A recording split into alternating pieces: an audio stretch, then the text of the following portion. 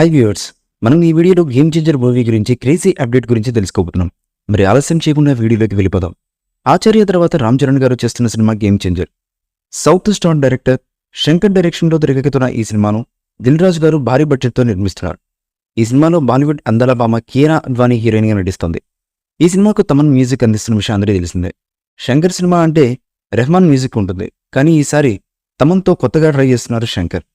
Game changer songs పై mega fans అంతా super ఎక్సైటెడ్గా ఉన్నారు. Already cinema నుంచి వచ్చిన జరగండి సాంగ్ అదరగొట్టగా త్వరలో ఈ సినిమా నుంచి మరో సెకండ్ సాంగ్ రిలీజ్ ప్లాన్ చేస్తున్నారు మేకర్స్. ఇదిలా ఉంటే ఈ సినిమా గురించి లేటెస్ట్గా తమన్ కామెంట్స్ మెగా ఫ్యాన్స్ని ఖుషి చేస్తుంది.